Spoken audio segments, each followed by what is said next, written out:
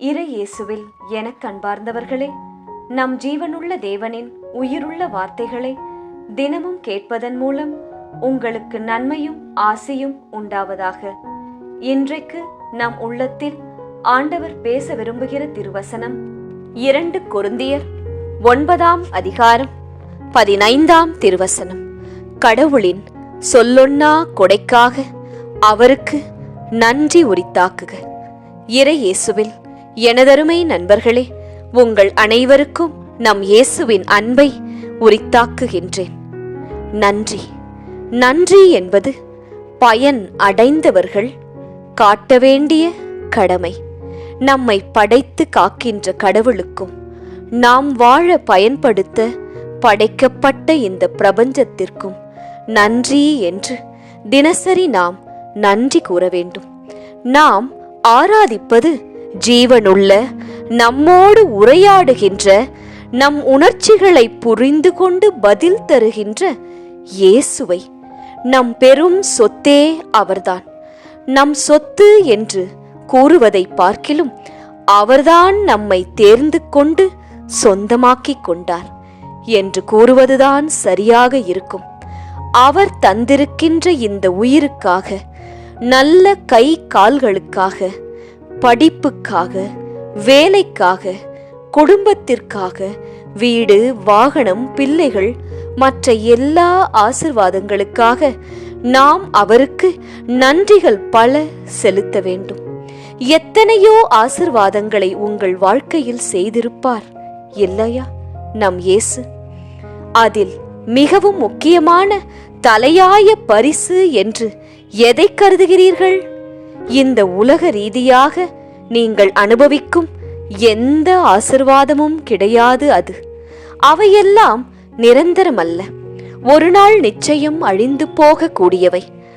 ஆனால் எப்போதுமே அழியாத விண்ணக வாழ்வை நாம் சென்று அடைய நமக்கு கொடுத்திருக்கும் ரட்சிப்பு, செய்த பாவங்களிலிருந்து மன்னிப்பு, இவற்றின் நிச்சயம்தான் அது. அதன் மூலம் நாம் பரலோக வாழ்வை சொந்தமாக்கிக் கொள்ளலாம். இதுபோல இயேசு உங்களுக்காக தந்த எல்லாவற்றிற்காகவும் நன்றி செலுத்துவது அவசியம் என்பதைத்தான் இன்றைய திருவசனமும் கூறுகின்றது. கடவுளின் சொல்லொன்னா கொடைக்காக அவருக்கே நன்றி உரித்தாக்குக. இந்த நொடி நான் சொல்வதையெல்லாம் உங்கள் மனதிற்குள்ளேயே சொல்லி நன்றி செலுத்துங்கள் நம் இயேசுவிற்கு.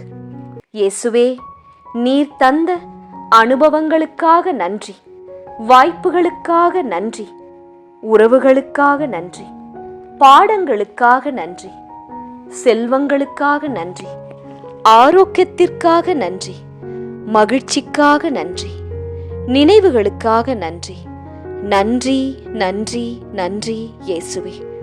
என்ன என் கூட சேர்ந்து சொன்னீர்களா? இதுபோல உங்கள் மனதில் எவற்றிற்காக எல்லாம் நீங்கள் இயேசுவை நன்றியோடு துதிக்க வேண்டும் என்று இந்த நொடி உங்களுக்கு தோன்றுகிறதோ அவை அனைத்தையுமே ஒன்றொன்றாக நினைவுபடுத்தி சொல்லி தினமும் குறைந்தது ஒரு 5 நிமிடங்களாவது இயேசுவை துதியுங்கள். அதுபோல உங்களுடன் வாழும் உங்கள் மனைவிக்கு, கணவனுக்கு, பிள்ளைகளுக்கு, உறவினர்களுக்கு, நண்பர்களுக்கு, உங்களிடம் வேலை செய்பவர்களுக்கு நீங்கள் சொல்ல மறந்த நன்றிகள் பல இருக்குமே. அதையெல்லாம் நினைவுபடுத்தி இன்று சொல்லுங்கள். இதை காண்கின்ற தேவனின் மனம் நிச்சயம் உங்களை குறித்து மகிழும். உங்களை வெறுப்பவர்களுக்கு கூட உங்கள் புன்னகையால் நன்றி என்ற பதில் அழியுங்கள்.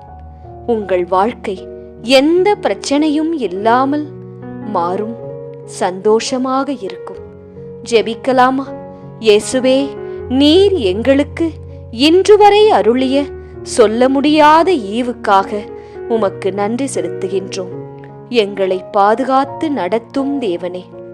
இயேசு கிறிஸ்துவின் பெரிதான நாமத்தின் நிமித்தம் ஜெபிக்கிறோம். ஆமென். ஒவ்வொரு நாளும் உங்கள் உள்ளத்தில் ஆண்டவர் பேச விரும்புகிற இறை வார்த்தையை தெரிந்து கொள்ள ரோசரி பிரேயர்ஸ் சேனலை சப்ஸ்கிரைப் செய்யுங்கள்.